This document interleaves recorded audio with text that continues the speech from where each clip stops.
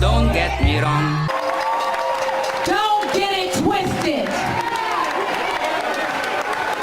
I am the mayor, but I'm a black woman first.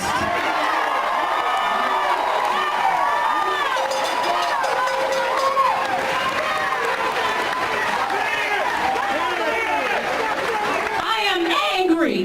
Back at your sister. I am hurt. I am frustrated. I am sick and tired of being sick and tired. Hey Mayor, by just watching the people on the right side of you, I have trouble breathing. Personally. A few moments later. San Francisco elects a new mayor. Incumbent Mayor London Breed has been ousted by Levi Strauss heir Daniel Lurie.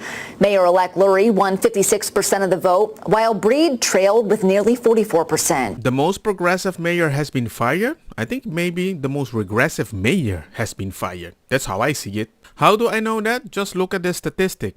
Simple. So, welcome to San Francisco, the most progressive city in United States. San Francisco used to be known as one of America's most beautiful cities. While one of the world's wealthiest metros, San Francisco is also one of the most liberal. In recent years, the city has served as a test bed for many progressive policies that then show up in other parts of the country. These range from offering sanctuary to illegal immigrants, cash payments, and even free marijuana to the city's homeless. I'm shocked. Free?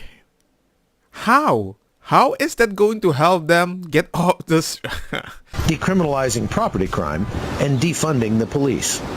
The city's depolicing initiative aimed to strip cops of their power to enforce the law. So the lady that you see over here is very, very, very radical. Very.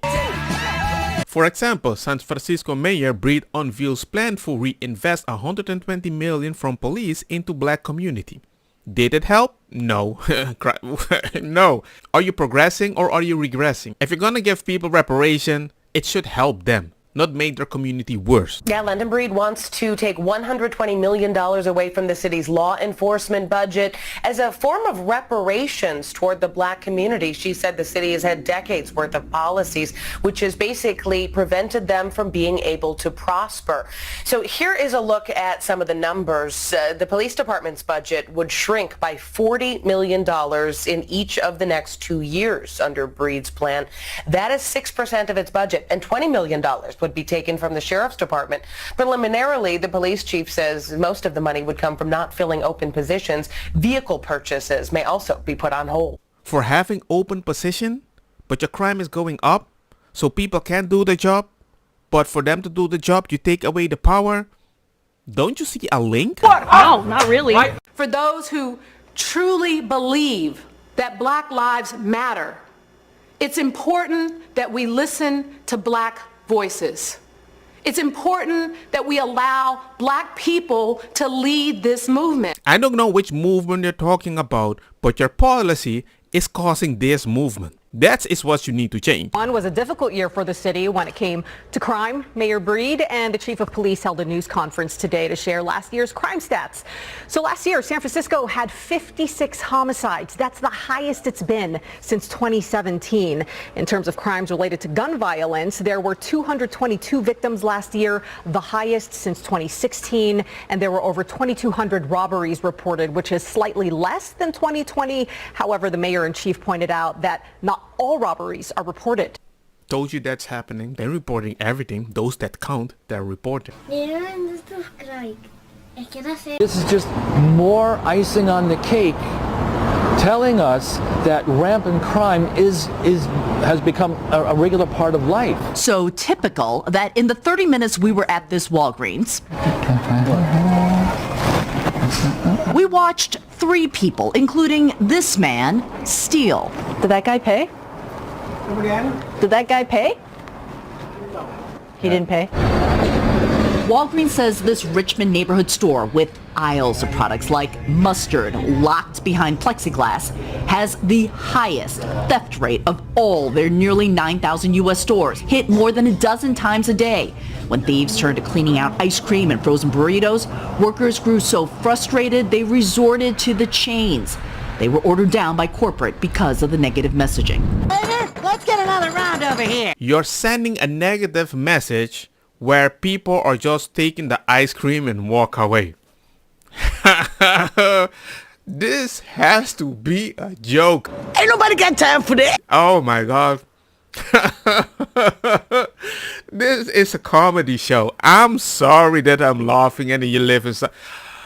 Oh my god. I'm going to show my wife why we need to vote right. Theft is rampant in San Francisco. We walked into a store and easily spotted and recorded shoplifters in action. Now some retailers are going to new lengths to protect their products. It's happened again. 4 women run off after stealing from the CVS pharmacy at Van Ness and Jackson in San Francisco, this time just before 6 Monday night.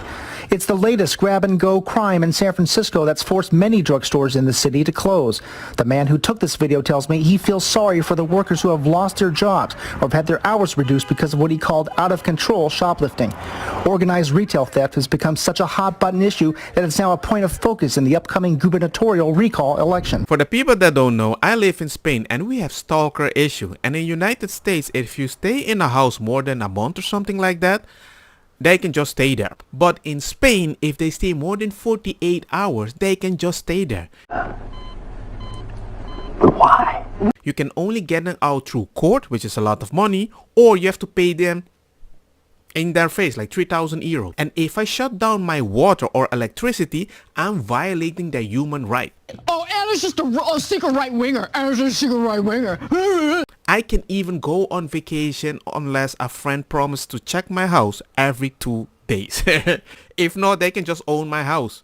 Temporarily, of course, but temporarily very, very long. I'm so against progressive ideas when they violate my human right.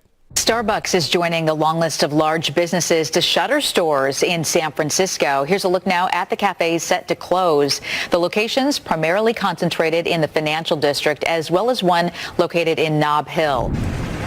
San Francisco's once bustling downtown streets still struggling to bounce back as retailers continue to flee. The exodus continues. A lot of retailers have been pulling out of the city. In the past few weeks, Westfield announced it's giving up its prominent downtown mall location, while AT&T revealed it is closing its flagship store in the city. The hemorrhaging of businesses, a concerning post-pandemic trend for the city by the Bay. According to an analysis by the San Francisco Standard, nearly half of the non-service retailers in the city's Union Square district have closed since 2019. Major stores like Crate & Barrel, Anthropologie, and H&M, just a few of the almost 100 shuttered in the last few years, while only 12 stores have opened in that time, according to the Standard. The loss of business just the city as it grapples with the issues of employers abandoning the city, homelessness, and drugs. The countdown is on in less than a month. These 3 Target stores in the Bay Area will all be shut down. And the reason? It's something we're seeing far too often. Good evening, I'm Karina Nova. And I'm Dan Ashley. Thanks for joining us. San Francisco, Oakland, and Pittsburgh will all lose a Target store, and they'll lose them before Halloween. These are the 3 local stores Target announced today will be closing. They are part of 9 store closures across the country affecting Portland, Seattle, and New York City. Target gave only one reason: retail theft. Whole Foods is closing its largest store in San Francisco over safety concerns. Store managers tell us they're temporarily closing the mid-market location to ensure the safety of their team members. The store opened up just 1 year ago. So, crime out of control, businesses out of control, drugs out of control, homelessness out of control, progressive out of control. I'm like, bruh, why don't you see the link? If police can't fix this, I wonder how the black people will be able to fix this if you give them the money. But then the mayor decided to open her blind eye. That's got to be the best part I've ever seen. We're gonna do something about it. I'm a strong black woman. It's time that the reign of criminals who are destroying our city, it is time for it to come to an end. And it comes to an end when we take the steps to be more aggressive with law enforcement, more aggressive with the changes in our policies, and less tolerant of all the that has destroyed our city. I love my job, I'm good at it, and I'd like to keep it. For starters, car crime actually way down. From September to the end of November, the city logged nearly 3,400 reports of car break-ins. That's a 50% drop from the same time period last year. The number started dropping when the city actually started pouring smart resources into the problem. They used a combination of bait cars, plainclothes police officers, video surveillance, and the people the cops are arresting are actually being kept in jail. I'm not surprised, motherfucker. Most importantly, I think we're arresting the right people, because here's what we found with car break-ins. There are people out there that are prolific. They do this for a living. They have victimized many, many people. And when those people are taken into custody and detained, kept in jail, we see decreases. In fact, since the city launched its crackdown on these break-ins in August, almost all major crime is down. Total crime down 30%, homicides down 30%, larceny theft down more than 40%, burglary 10%. There seems to be a clear cause and effect here.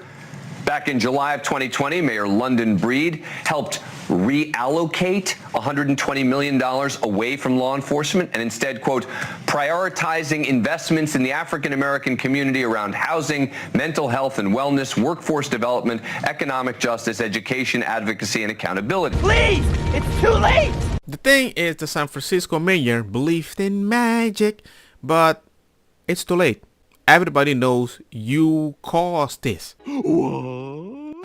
Begin with breaking news in San Francisco, where Daniel Lurie, the nonprofit founder and heir to the Levi Strauss fortune, will become the city's next mayor. Incumbent Mayor London Breed conceded this afternoon, just minutes after the latest round of election returns, signaling that her 6-year term in office will soon be coming to an end. So the latest batch of returns this afternoon cemented Lurie's lead even further. So the DAs are getting fired and the mayors, and the point is, if you're progressive or liberal, the moment you switch a little to the conservative, all the bad statistics go down. 50% drop. And if you go back liberal, all the bad statistics go up. And all I have to say, do you believe in magic or Jesus? Don't get me wrong, makosa kita bong. Put the fire na mi blonde kush hash purple skunk criollo colombici jam jam. Dur loqueta verdetta welcome.